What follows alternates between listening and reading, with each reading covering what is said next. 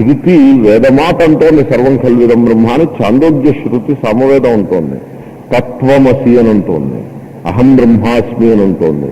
స ఏకహ అంటోంది. చాలా మాటలు అంటోంది. చాలా చాలా మాటలు అంటోంది. ఆ అన్న మాటలని ప్రతిపాదించడానికి బోళ్ళంత వ్యవస్థ చేసి పెట్టింది. షడ్విధ తాత్పర్య లింగములు అని. ఆ శృతి తాత్పర్యం ఏమిటి, what is the పర్పోర్ట్ of the Shruti, what it wants to teachers అని నిర్ణయించేటువంటి తాత్పర్య లింగాలు ఉన్నాయి. ఆ తాత్పర్య లింగాలన్నీ పరిశీలిస్తే అది ఆ ఐక్యాన్ని కొట్ట వచ్చినట్టుగా, నిరాకరించటానికి వీలు లేని విధంగా, సూర్యుణ్ణి చూడటానికి కళ్ళు మూసుకున్నా ఆ కాంతి ఆ మూసుకున్న కళ్ళలోంచి కూడా లోపలికి వస్తుంది. ఆ విధంగా అది ఆ అద్వయ పరబ్రహ్మాన్ని గురించి చెప్తోంది శృతి. కాబట్టి it is something to be understood. ఒకవేళ అండర్స్టాండింగ్కి కావలసిన మానసిక స్థితి నా యందు ఇమీడియట్ గా లేకపోతే I have to work for it.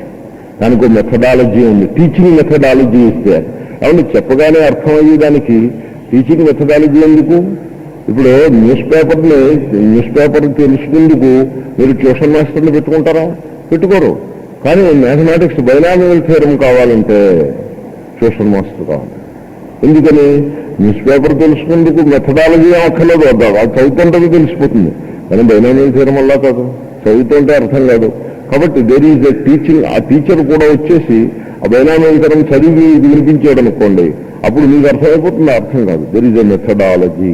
Teaching methodology ఇస్తే అలా అంచేతనే ఉపదేశము అనే మాట ఉన్నది. కనుక భగవానుడు అర్జునునికి ఉపదేశం చేసేయడమండి, లేకపోతే ఉపనిషత్తులలో శ్వేతకేతువునకు ఆరుని ఉపదేశం చేశాడు. స ఆత్మా ఐతదాత్మ్యమిదగుం సర్వం స ఆత్మా తత్వమసి శ్వేతకేతో ఇదం సర్వం ఐతదాత్మ్యం అంటే ఇదం సర్వం బ్రహ్మానర్థం. ఈ సర్వము ఆ పరబ్రహ్మయే ఆత్మగా కలిగి ఉన్నది. స ఆత్మ. ఆ ఆత్మ అంటే ఏదో అనుకునేదేమో. పరబ్రహ్మ అనేప్పటికీ పరోక్ష భావన. ఎక్కడో పరబ్రహ్మ ఏమో ఎక్కడో. ఈ జగత్తు పరబ్రహ్మ నుంచి పుట్టింది. ఏమో ఎక్కడుందో ఆ పరబ్రహ్మ. అయితే అయి ఉండొచ్చు. Who knows? నో. స ఆత్మ. ఆ పరబ్రహ్మ ఆత్మరూపముగా ఉన్నది. ఆత్మ అంటే వాట్ డు యు మీన్? ప్రత్యేగాత్మ నా హృదయంలో ప్రకాశించేటువంటి చైతన్యమా? నీ అభిప్రాయం అదేనా అంటే ఎస్, అదే తత్వమసి. ఇంకెంతకంటే ఇంక వేరే అని 9 సార్లు చెప్పింది. తత్వమసి శ్వేతకేతో అని వాడిని అడ్రస్ చేసి, హే శ్వేతకేతో అది నీవే అయి ఉన్నావు అని ఈ విధంగా వాక్యములున్నవి. సర్వం ఖల్విదం బ్రహ్మ తజ్జలానితి శాంత ఉపాసీత అని ఛాందోగ్యంలో వాక్యములు కలవు. ఈ వాక్యములను మనం అర్థం చేసుకోవాలి అంటే ఒక మెథడాలజీ అవసరము. ఆ మెథడాలజీ పేరే సృష్టి ప్రక్రియ. సృష్టి ఇలా జరిగిందని చెప్పడానికి తాత్పర్యం ఏమిటంటే సర్వం కల్విదం బ్రహ్మ అని తెలుసుకోవటం కోసం సృష్టి ప్రక్రియని మేము వర్ణిస్తున్నాము. ఇది కాస్మాలజిస్ట్ అలా అనరు, మోడర్న్ ఆస్ట్రోఫిజిసిస్ట్ అలా అనరు. సృష్టి ఎలా జరిగిందో తెలుసుకోవడం కోసం మేము సృష్టిని వర్ణిస్తున్నామని వాళ్ళు అంటారు. కానీ వేదాంతులు అంటారు సర్వం కల్విదం బ్రహ్మ అనే సత్యాన్ని తెలుసుకుని ఆ సత్యాన్ని ఆవిష్కరించుకోవటం కోసము మేము సృష్టి ప్రక్రియను ఆరంభిస్తున్నాము అని అంటారు. చూడండి ఎంత అవగాహనలో, అప్రోచ్లో ఎంత డిఫరెన్స్ ఉందో. నేను ఈ అప్రోచ్ గొప్పది, అప్రోచ్ తక్కువదని నేను అంటలేదు. అప్రోచెస్లో ఉండే భేదాన్ని మాత్రమే మీకు చూపించా. ఒక ఆస్ట్రోఫిజిసిస్ట్ యొక్క లక్ష్యము మోక్షం కాదు, వేదాంతి యొక్క లక్ష్యం మోక్షం. కాబట్టి ఒకే సబ్జెక్ట్ని ఇద్దరూ పరిశీలిస్తున్నారు. కానీ ఆ సబ్జెక్ట్ని పరిశీలించటంలో స్పేస్ అంటే ఏమిటి, టైం అంటే ఏమిటి అని పరిశీలించి వదిలేశాడు ఐన్స్టైన్. శంకరులు అంటారు ఆ స్పేస్ టైం యొక్క అవగాహన నీకు వచ్చినట్లయితే సర్వం కల్విదం బ్రహ్మ అని తెలుసుకోవటం తేలిక.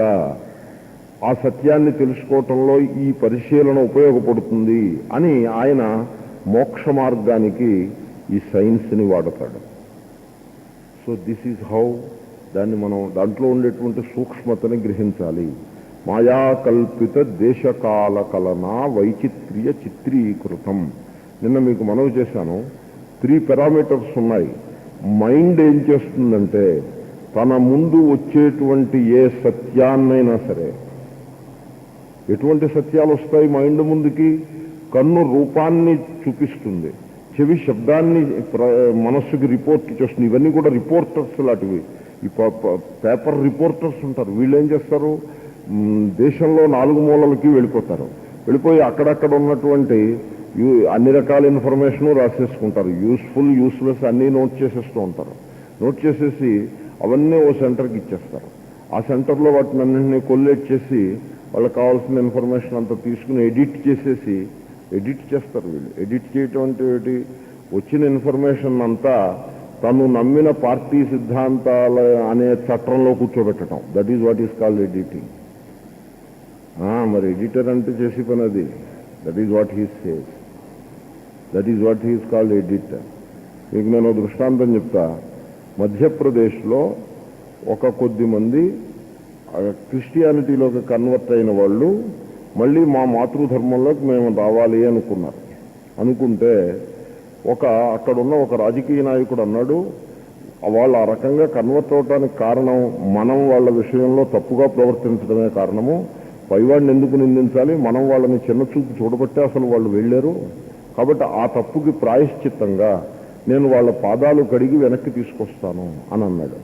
ఒక సన్యాసి అన్నాడు, నేనుండి ఆశీర్వదించాలి, అది ఆ శుద్ధీకరణ కార్యక్రమం నా చేతుల మీదుగా జరగాలి, అది నేను ఆశీర్వదించి ఒక నూతన నామధేయాన్ని ఇచ్చి ఆ శుద్ధి ఎలా చేయాలో నేను చేస్తాను, that is my job, I will be there అన్నాడు. ఈ పని వాళ్ళు చేశారు. ఇదే జరుగుతా. ఇది న్యూస్ రాశాడు వాడు. న్యూస్ రాస్తే ఎడిటరు దాన్ని ఎలా ప్రజెంట్ చేశాడు, ఏదో ఒక మహాపాతకాన్ని వీళ్ళు చేస్తున్నారు. ఇంతవరకు హిందూ ధర్మంలో ఇంతటి దుర్గతి ఏనాడు లేని దుర్గతి ఈనాడు కొత్తగా తీసుకొచ్చి పెట్టారు అన్నట్టుగా వాడు ప్రజెంట్ చేశాడు. జరిగిన వార్త ఇది. ఈ వార్తకి వాడు ఇచ్చినటువంటి కలర్ ఇది. This is what is called editing. మన మనస్సు ఇలాంటి పనే చేస్తుంది. మన మనస్సు it is the worst possible editor. అది ఉన్న ఇన్ఫర్మేషన్ని యథాతథంగా ఉండనివ్వదు. కన్నులో దోషమేం లేదు. కన్ను ఏం చేస్తుంది, రూపాన్ని మనస్సుకి ప్రకటిస్తుంది. కానీ మనస్సు ఉంటుంది, ఈ రూపము మంచిది కాదు, దీని అవతల పారేయి అంటుంది. అది మనస్సు చేసే పని. ఎడిటింగ్ జాబ్ అది చేస్తూ ఉంటుంది.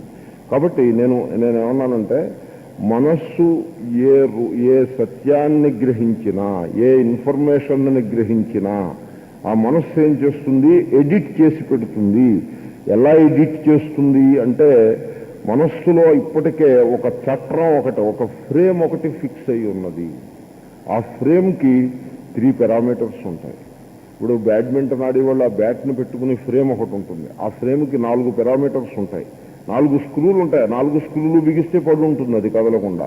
అలాగే మైండ్కి 3 పారామీటర్స్ ఉన్నాయి. ఆ 3 పారామీటర్స్ని బిగించేసి కూర్చోబెట్టేస్తుంది. అక్కడ ఏ ఇన్ఫర్మేషన్ వచ్చినా అంతే కూర్చోబెట్టేస్తుంది. ఇప్పుడు నేను మీకు దృష్టాంతం చెప్తాను. నేను రోజు పుష్పాలు సమర్పిస్తూ 3 మహాత్ముల్ని, పరమేశ్వరుణ్ణి భావన చేస్తూ ఉంటా. ఇక్కడ ఒక మహాత్ముడు ఉన్నాడు. ఆయన పంచ కండువ కట్టుకుని ఉన్నాడు, గృహస్థులు కట్టుకునే వేషంలో ఉన్నాడు. ఇక్కడ ఇంకో మహాత్ముడు కాషాయాంబరధారి సన్యాసి వేషం. ఇక్కడ ఇంకో మహాత్ముడు ఉన్నాడు, ప్యాంటు షర్టు వేసుకుని ఉన్నాడు. చూసారా మీరు? కొంతమందిని అడిగితే ఈ 3లో మహాత్ములు ఎవళ్ళు అంటే బహుశా ఎవళ్ళు కాకపోయి ఉండొచ్చు అని చెప్పి వాళ్ళు కూడా లోకంలో లేకపోలేదు. ఏది వేషాన్ని బట్టి, వాళ్ళు టీచింగ్స్ని బట్టి కాదు, టీచింగ్స్ చూసి ఓపిక వాడికి, వేషాన్ని బట్టి. అలా కాదు, మళ్ళీ చూసి చెప్పండి అంటే అయితే ఈయనే మహాత్ముడు, మిగతా వాళ్ళిద్దరూ కాదు అని నిర్ద్వంద్వంగా చెప్పి వాళ్ళు లేకపోలేదు. మరైతే వీళ్ళలో ఎందుకు పనికిరాని వాడు ఎవడో చెప్పండి అంటే ఇదిగో ఈయన ఆ వేషం, ప్యాంటు షర్టు బూటు కూడా వేసాడు చూడండి అని చెప్పి వాళ్ళు లేకపోతే. ఇది మనస్సు అంటే అలా ఉంటుంది. అక్కడ ఉన్న ఇన్ఫర్మేషన్ ఏమిటి? ఒక ఆయన ప్యాంటు వేసుకున్నాడు, ఒక ఆయన పంచె కట్టుకున్నాడు, తెల్ల పంచె, ఇంకొక ఆయన కాషాయం కట్టుకున్నాడు. ఇది ఇన్ఫర్మేషన్. కన్ను చేసి పనింతే. కన్ను ఈయన తక్కువ మహాత్ముడు, ఆయన ఎక్కువ మహాత్ముడు అని కన్ను చెప్పదు. ఆ పని మనస్సు చేస్తుంది. ఎందుకు మనస్సు చేసింది అలాగా? Already you have a frame. ఒక ఫ్రేమ్ వర్క్ ఉంది మీ మనస్సులో. ఆ ఫ్రేమ్ వర్క్లో కూర్చోబెట్టేస్తుంది ఇన్ఫర్మేషన్. కూర్చోబెట్టేయగానే జడ్జిమెంట్ వచ్చేస్తుంది. People are judgemental. They want to judge. They don't want to learn. They want to judge. This is my experience. I'm telling you. So the point is, mind has got its own framework. కానీ నేను ఎలాగా అన్నాను కాబట్టి చెప్తున్నాను, ఆ 3 మహాత్ములు కూడా ఆ పరమేశ్వరుని యొక్క సందేశాన్ని లోకానికి ఏకరూపంగా అందించినటువంటి సరస్వతులు, కుంభావ సరస్వతులు ముగ్గురు కూడా. ముగ్గురులో ఎక్కువ తక్కువ నాకేం కనపడలేదు. నేను శాస్త్రం జాగ్రత్తగా పరిశీలించిన మీదట నాకేమీ భేదం కనపడలేదు ముగ్గురులో. నాకు ఈ మహాత్ముడికి పుష్పం అర్పించేప్పుడు ఏ భావన ఉందో ఆ ప్యాంటు షర్టు బూటు వేసుకున్న ఆయనకి పుష్పం అర్పించేప్పుడు కూడా అదే భావన కలుగుతుంది.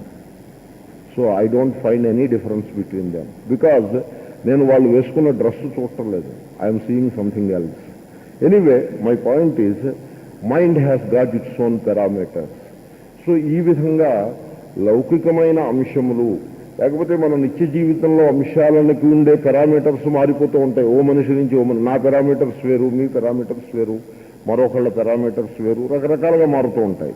కానీ సర్వమానవుల మనస్సుకి సమానంగా ఉండేటువంటి ఒక బేసిక్ ఆర్డర్ ఒకటి ఉంటుంది కదా. కాబట్టి సర్వమానవుల మనస్సుకి ఈ జన్మలోనే కాకుండా అనాది జన్మల నుండి పుట్టినప్పటి నుంచి ఈ జన్మలో పూర్వజన్మలలో మైండ్ యొక్క ఫ్రేమ్వర్క్ ఒకటి ఉన్నది. Common for every human being, every ప్రాణి, ఇంక్లూడింగ్ ఇంద్ర, వరుణ, అగ్ని దేవతలతో సహా అందరికీ కామన్ పారామీటర్స్ 3 ఉన్నాయి. అవేమిటంటే కార్యకారణ భావము, నిన్న మీకు మనవి చేశాను, నెంబర్ 1. 2 దేశము, 3 కాలము. 3 టైమ్ స్పేస్ ఫ్రేమ్వర్క్ అంటారు. స్వామి వివేకానంద ఈ టాపిక్ని చాలా బాగా నిరూపణ చేశారు. 2nd వాల్యూమ్లో time and space, how they influence our understanding అనేది నిరూపణ చేశారు. నేను మీకు దృష్టాంతం చెప్తా. అంటే బ్రహ్మ నుంచి జగత్తు వచ్చిందని నిరూపించాలి. ఇప్పుడు జగత్ ఏమిటో తెలుసునా? డివైడెడ్. ఇలా ముక్కలుగా ఉన్నది కదా జగత్ అంటే. Division is the non removable, పక్కకి త్రోసి పుచ్చటానికి వీలు లేనటువంటి ఒక కఠోర సత్యం ఏమిటంటే మన కళ్ళ ముందు కనపడేది division. You have to account for it. So భేదమేం లేదని తీసి పక్కన పెట్టండి అంటే అదేం తెలివైన మాట కాదు. భేదము, division is there. Therefore, division is not the issue. Somebody says division is there. I say, no, there is no division. No, that is not the logic, that is not the point of contention at all. What I say is, somebody says division is the final truth. I say, no, division is not the final truth. Therefore, the issue is not the division. Division is an established observation. ప్రతివాడికి కనపడుతూ ఉంటుంది division. అద్వైత వేదాంత వచ్చి మాట్లాడుతున్నాడంటే వాడికి division కనపడదని అనుకుంటే పొరపాటుది. వాడు నాకు division లేదని వాడు అన్నాడంటే హీఈస్ బ్లఫింగ్. అండ్ తర్వాత ఇంకోటి, he's unable to handle the శాస్త్రం అని అర్థం. No, that is not the point. The point ఏమంటే డివిజన్ కనబడుతున్నది, it is received by the ఇంద్రియాస్. మనస్సు డివిజన్ అని అర్థం చేసుకుంటోంది. But what is its reality? దాని సత్యం ఎంతటిది? కాదండి డివిజనే పరమ సత్యము అని మీరు అనుకుని కూర్చుంటే దెన్ దేర్ ఆర్ ప్రాబ్లమ్స్. సినిమాకి వెళ్ళి డివిజనే సత్యం అని అనస్తారా? So let us examine it. నీ సొమ్మేం పోయా? నీ డివిజన్ ఎక్కడికి పోతుంది? నీ డివిజన్ ఏమైనా పారిపోతుందా డివిజన్ని ఎగ్జామిన్ చేస్తే? ఎగ్జామిన్ చేయడానికి భయం ఎందుకు? అద్వైతాత్ త్రస్యతో జనాన్ అంటారు గౌడపాదాచార్యులు మాండుక్యకారికల్లో. యూనిటీ అనేప్పటికీ కొంతమందికి భయం. త్రస్యత జనం, భయం వేస్తుంది. ఎందుకంటే ఏమిటో ఈ చిన్న పిసరంత సంసారాన్ని వీడు కొట్టి పారేస్తాడేమో, వీడు దాన్ని లేకుండా చేసేస్తాడేమోనని ఆ సంసారంలో దేవుడు తాను కూడా ఉంటారు. ఈ పిసరంత సంసారం నేను జాగ్రత్తగా బిల్డప్ చేసుకున్నాను, దీన్ని వీడు ఇసుక మేడని కూల్చినట్టు కూల్చేస్తాడేమో అని భయం. అద్వైతాత్ త్రస్యతో జనాన్ అంటారు. కాబట్టి let us not be afraid of examining division. Let us examine it. So, Einstein examine చేశాడు, హైసెన్బర్గ్, ష్రోడింజర్ మొదలైన మహర్షులు వాళ్ళందరూ ఎగ్జామిన్ చేశారు. శంకరులు, ఉపనిషత్తులు అన్నీ ఎగ్జామిన్ చేశాయి. మనకేం అభ్యంతరం ఎగ్జామిన్ చేయటానికి? సో ఈ డివిజన్కి మూలమేమిటి? ఈ 3 పారామీటర్స్ ఉన్నాయి. కాబట్టి నేను చెప్తున్నది ఏమిటంటే డివిజన్, ది జగత్ ఈజ్ డివైడెడ్. కానీ శృతి ఏమంటుందంటే జగత్కారణమైన బ్రహ్మ అన్డివైడెడ్ అండ్ ఇండివిజిబుల్ అని చెప్తాను. అంటే బ్రహ్మ అఖండము, అవికారి, ముక్కముక్కలు చేయటానికి వీలు లేనిది అని, బ్రహ్మ అవినాశి, ముక్కముక్కలు చేస్తే వినాశం చెందుతుంది, అవినాశి, అవికారి, ఇమ్యూటబుల్ అండ్ అఖండము, దాని యందు ఏ డివిజన్స్ లేవు, అది ఏకము. డివిజన్స్ ఉంటే ఏకమని ఎలా అంటారు? అది ఏకము, అద్వయము అని ఇలా చెప్తోంది శృతి. కానీ మనకి a divided world is before us. Therefore డివిజన్ని you have to account for in terms of undivided and indivisible Brahma. ఒక సమస్య. రెండవది, బ్రహ్మ పరిచ్ఛిన్నమా? పరిచ్ఛిన్నము అంటే లిమిటెడ్. ఈ పుస్తకం ఉంది పరిచ్ఛిన్నము, ఎందుకంటే దానికి లిమిటెడ్ స్పేస్ను ఆక్రమిస్తుంది, కాలంలో లిమిటెడ్ బర్త్ అండ్ డెత్ ఉన్నాయి, దానికి ఒక లిమిటెడ్ బరువు ఉంది, దాన్ని తూకం వేసుకోవచ్చు. పుస్తకానికి ఏది అప్లై అవుతుందో భూగోళానికి అదే అప్లై అవుతుంది, సూర్య మండలానికి కూడా అదే అప్లై అవుతుంది, గెలాక్సీకి కూడా అదే అప్లై అవుతుంది, ఆఖరికి ఈ బ్రహ్మాండానికి కూడా అదే అప్లై అవుతుంది. కాబట్టి ఫైనైట్నెస్, ప్రతిదీ కూడా ఫైనైట్గా ఉన్నాయి, అంటే పరిచ్ఛిన్నంగా ఉన్నాయి. కానీ పరమాత్మ యొక్క స్వరూపం ఏమిటి? అది శాంతమా? శాంతము అంటే పరిచ్ఛిన్నము అనర్థం. శాంతమా కాదు. ఏ జగత్తులో పరిచ్ఛిన్నత్వం మనకి సర్వత్రా గోచరిస్తోంది. కానీ జగత్కారణమైనటువంటి పరమాత్మ ఉన్నాడే, జగత్కారణం అంటే జగద్రూపంగా ఆవిర్భవించిన పరమాత్మ అనర్థం. జగత్కారణం అంటే అక్కడెక్కడో కూర్చుని ఇలా అని చేశాడని కాదు, నిన్న మీకు మనవి చేశాను. కాబట్టి ఈ జగత్తునకు కారణమైన పరమాత్మ అంటే నెక్లెస్కి కారణమైన బంగారము, మట్టికి ఘటానికి కారణమైన మట్టి, ఆ సెన్స్లో జగత్తునకు కారణమైన పరమాత్మ అని అన్నప్పుడు పరమాత్మ ఇన్ఫినిట్, అనంతము. జగత్తు ప్రతి అంశంలోనూ శాంతంగా ఉంటుంది. Second point. తర్వాత మూడవ పాయింట్, పరమాత్మ అన్చేంజియబుల్ అండ్ నాన్ చేంజింగ్. పరమాత్మలో మార్పులేమీ రావు. కూటస్థం బ్రహ్మ, ఏ విధమైన మార్పులు రావు. కూటస్థం అంటే మార్పులు లేనిది, స్థిరముగా ఉండునది. అక్షరం నక్షరతీత్యక్షరం, అక్షరపరం బ్రహ్మ, ఏ విధమైన మార్పులకు లోను కానిది. కానీ జగత్తో ప్రతి క్షణము మారిపోతుంది. కాబట్టి ఎన్ ఇండివిజిబుల్ అన్డివైడెడ్ బ్రహ్మ డివైడెడ్ జగత్తుకి కారణమవుతోంది. ఇన్ఫినిట్ బ్రహ్మ ఫైనైట్ జగత్తుకి. తర్వాత నాన్ చేంజింగ్ అన్చేంజియబుల్ బ్రహ్మ, కూటస్థ బ్రహ్మ చేంజింగ్, సంతత పరివర్తనశీలమైనటువంటి జగత్తునకు కారణమవుతోంది. హౌ అంటే దీనినే మాయా అన్నారు. మాయా అనాల్సి వచ్చింది. ఎందుకు అనాల్సి వచ్చిందో ఇప్పుడు మీకు తెలిసింది కదా. అన్డివైడెడ్లో డివిజన్ కనపడుతుంటే, ఇన్ఫినిట్లో ఫైనైట్ కనపడుతుంటే, అన్చేంజియబుల్లో చేంజ్ కనపడుతుంటే, ఇంకా మాయ అనకపోతే ఇంకేమనమంటారు దాన్ని? ఆ మాయా అని శంకరాచార్యులు అన్నారేమో అని కొందరి భ్రాంతి. శంకరాచార్యులు ఏమీ అనలేదు. ఇంద్రో మాయాభిఃపురు రూప ఈయతే అని ఋగ్వేదము, తర్వాత యజుర్వేదము శ్వేతాశ్వతరోపనిషత్తులో మాయాంతు ప్రకృతిం విద్ధి మాయినంతు మహేశ్వరం అని శ్వేతాశ్వతరము. ఈ విధంగా తర్వాత వ్యాస మహర్షి మాయామాత్రమిదం కార్త్స్న్యాత్ అని సంధ్యధికరణంలో ఒక సూత్రం ఉన్నది. ఒక సూత్రం మీకు నేను ఊరికే ఒకటి రెండు కోట్ చేస్తున్నా. ఈ విధంగా మాయా అనేది శంకరులు స్టార్ట్ చేసినటువంటి ఒక వాదం కాదు. పాశ్చాత్యులు మనకు అలా బోధిస్తారు. పాశ్చాత్యులు ఏమంటారంటే శంకర మాయావాదిన్ అంటారు. మన వాళ్ళు కొంతమంది అది పట్టుకుని మాయావాది అని ఆయనకు బిరుదు తగిలించి, వాడు మాయావాది, వాడి దగ్గరికి వెళ్ళాడంతా మాయ చేసేస్తాడు నీకని ఒక సంస్కృత శ్లోకం చెప్పడం. కొంతమందికి సంస్కృత శ్లోకం ప్రమాణం అని ఇదో భ్రాంతి. సంస్కృత శ్లోకం ప్రమాణం ఉంది. నేను ఈ మధ్యన 60 శ్లోకాలు రచించాను. అవి దాంట్లో ఉన్న విషయం సత్యం అయితే ప్రమాణం అవుతుంది, కానీ శ్లోకం రచిస్తే ప్రమాణం అయిపోతుందా? చార్వాకులు కూడా తమ సిద్ధాంతాన్ని సంస్కృతంలోనే రచించారు.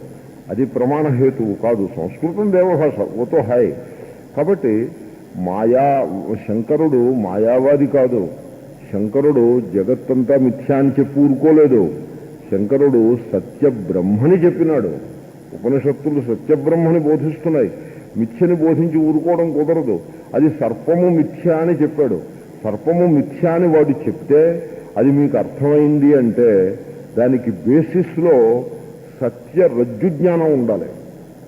సత్యమైన రజ్జువు యొక్క జ్ఞానం లేకుండా సర్పం మిథ్య అని నేను చెప్పలేను అసలు ఇన్ ది ఫస్ట్ ప్లేస్. ఒకవేళ నేను చెప్పినా ఆ సత్యమైన రజ్జు జ్ఞానం కలగందే సర్పం మిథ్య అని మీకు అవగతం కూడా కాదు. మీకు పామే కనపడుతుంటే సర్పం మిథ్య అని ఎలా ఒప్పుకుంటారు మీరు?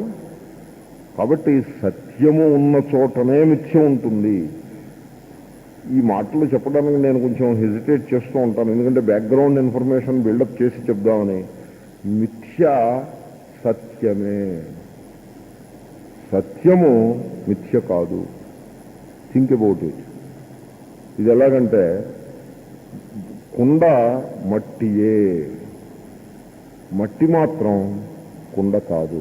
మట్టి మాత్రం అని ఎందుకు వేశానంటే ఏదో కొంత తేడాను చూపించడం కోసం. కరెక్ట్గా చెప్పాలంటే నెక్లెస్ బంగారమే, బంగారము నెక్లెస్ కాదు.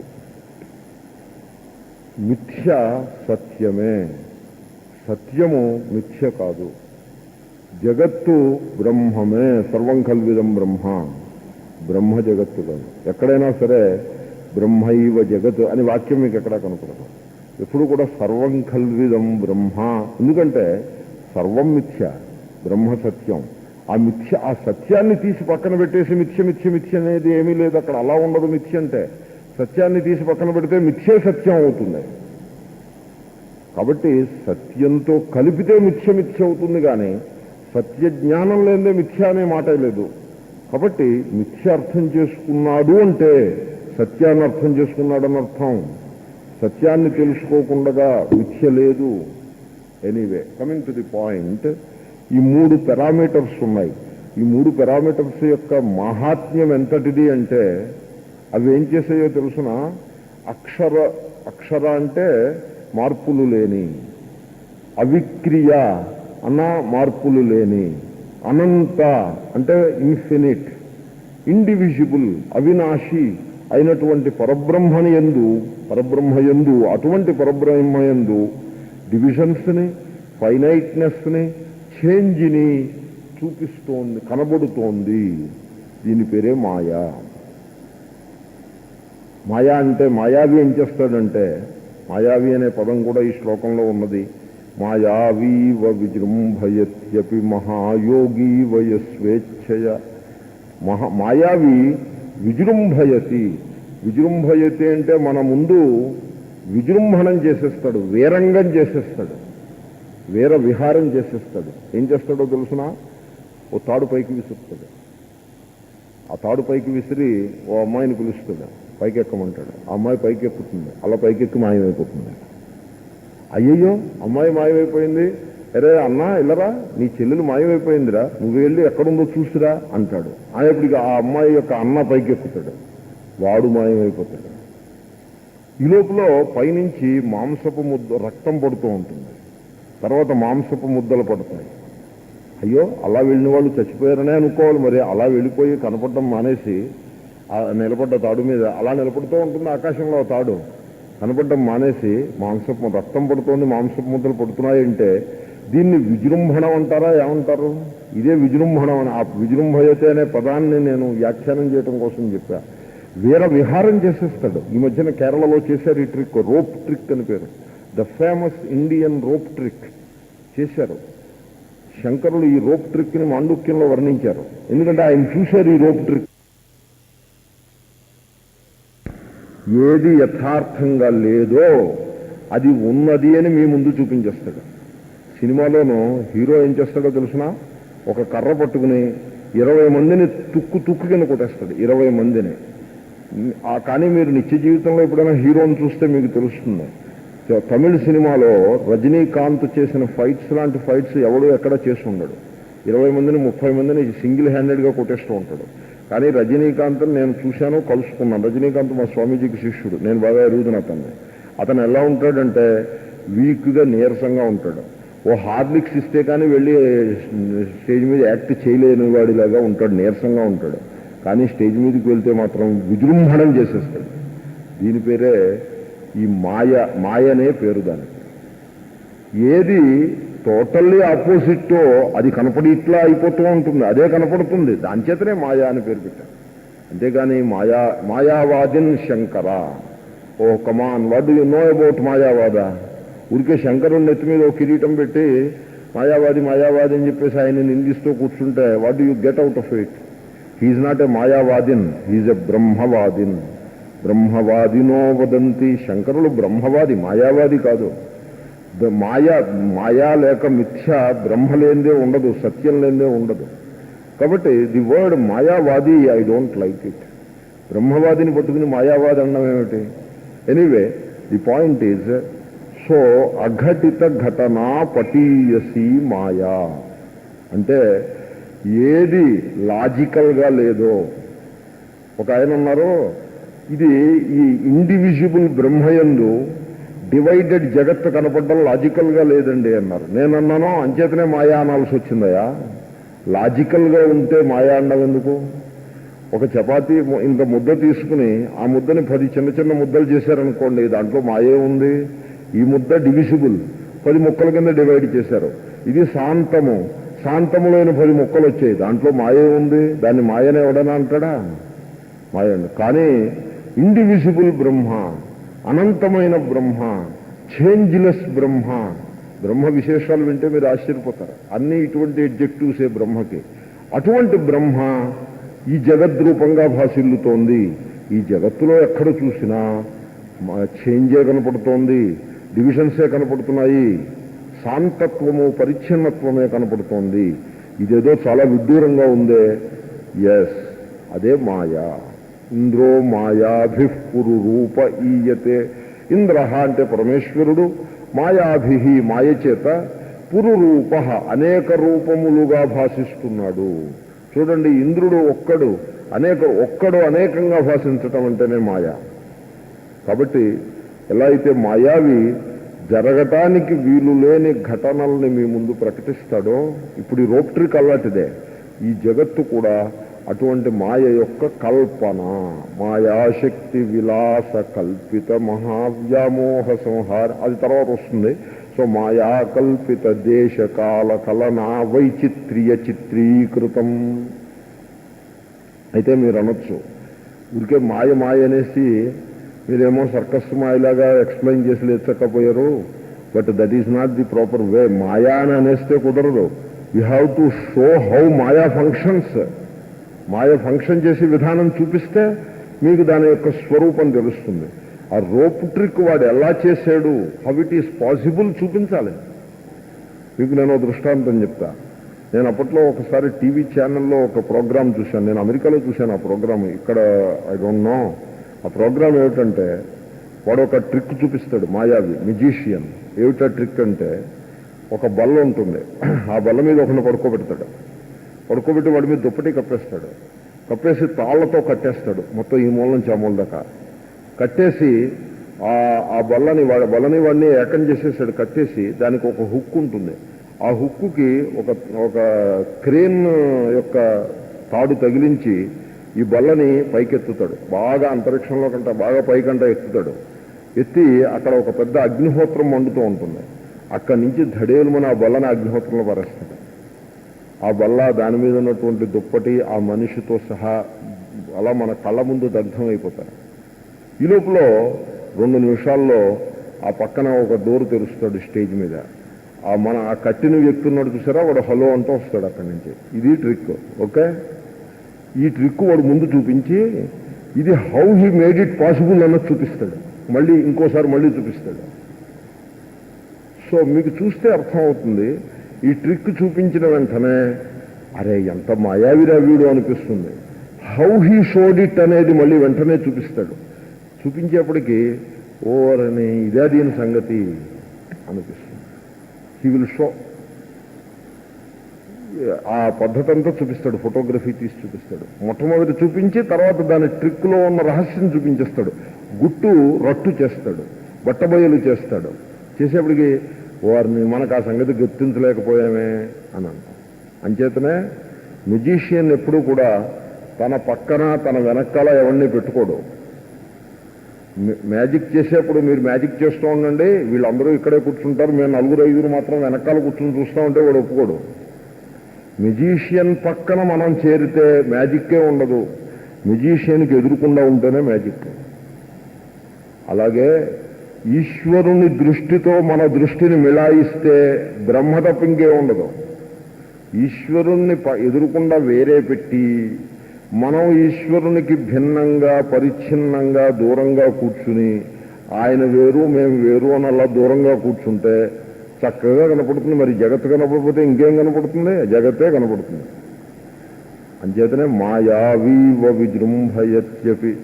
మళ్ళీ I'm coming back to the point. మీరు ఊరికే మాయ మాయ అని చెప్పేసి లేచకపోవడానికి వీల్లేదు. ఆ మాయ how it functions you should tell. ఇప్పుడు నేను చెప్పాను కదా, ఆ టీవీ సీరియల్లో ఒక మెజీషియన్స్ ట్రిక్ చూపించి అది ఎలా ఫంక్షన్ చేస్తుందో వాడు మీకు ఆ గుట్టు బట్ట బయలు చేసి చూపిస్తాడు. సో ఆ రకంగా ఈ మాయా మాయా అనేదాన్ని మీరు ఏమన్నా దాన్ని గుట్టు రట్టు చేసి మాకు చూపించగలరా అంటే ఎస్. మాయా కల్పిత దేశకాల కలన వైచిత్ర్య చిత్రీకృతం. మీకు దృష్టాంతం. కానీ ఇది నేను ఒక సినిమా సీరియల్ లాగానో లేకపోతే టీవీ సీరియల్ లాగా చూపించలేను. It is something to be analysed and understood. కాబట్టి నేను మీ ముందు ఆ గుట్టుని, ఆ మాయావి యొక్క పరమేశ్వరుడనే మాయావి యొక్క గుట్టుని మీకు రట్టు చేస్తాను. You try to get it. ప్రయత్నం చేయండి, లేకపోతే మళ్ళీ సెషన్లో మళ్ళీ we will continue it. It's a teaching which will continue. Anyway it is like this. ఓసారి నేను గండిపేట పిక్నిక్కి వెళ్ళా. గండిపేట అంటే పెద్ద చెరువు. నేను వెళ్ళి చూసినప్పుడు it's a sheet of water. అంటే కదలిక లేకుండగా ఒక ప్రకాశించే అద్దాన్ని అక్కడ ఫిక్స్ చేశారా అన్నట్టుగా ఒకే ఒక సమతలమైనటువంటి విశాలమైన జలరాశి అలా ఉంది. వెళ్ళి చూసిన వెంటనే ఈ లోపల సడన్గా మేఘాలు వచ్చాయి, తుఫాను అది వచ్చింది. మొత్తం అంతా కూడా తరంగములతో నిండి ఉన్నది. వెళ్ళి చూసినప్పుడు ఏముంది? ఏకం, ఒకే ఒక జలరాశి ఉన్నది. కానీ 10 నిమిషాలు అయ్యేప్పటికీ కొంత వైబ్రేషన్స్ వచ్చాయి, కొంత కదలిక వచ్చింది. ఆ కదలిక మూలంగా అనేక తరంగములు పుట్టినవి. ఈ తరంగము అనేదాన్ని మీరు వ్యాఖ్యానం చేస్తే మీకు జగత్తు స్వరూపం అర్థమవుతుంది. ఆ మాయ ఏమిటో తెలుస్తుంది. తరంగములు ఉన్నాయా లేవా? ఉన్నాయి కదా. తరంగాలు మీ వైపు వస్తాయి. పైగా తరంగాన్ని మీ వైపుకు వస్తుంటే చూడొచ్చు. మీరు వెళ్ళి అక్కడ నిలబడితే గట్టు మీద నిలబడ్డ ఒడ్డుని వంచన నిలబడితే అలా నిలబడి ఉండగానే ఆ తరంగం వచ్చి మీ పాదాలని తడుపుతుంది. తడిపేసి మళ్ళీ వెనక్కి వెళ్ళిపోతుంది. ఆ తరంగం పుట్టి కొంత దూరం పయనించి మీ పాదములను తడిపి మళ్ళీ వెనక్కి వెళ్ళిపోతుంది. వెనక్కి వెళ్ళిపోవడం అంటే ఏంటి? దాని జీవితం అయిపోతుంది. ఆ తరంగము it comes to an end.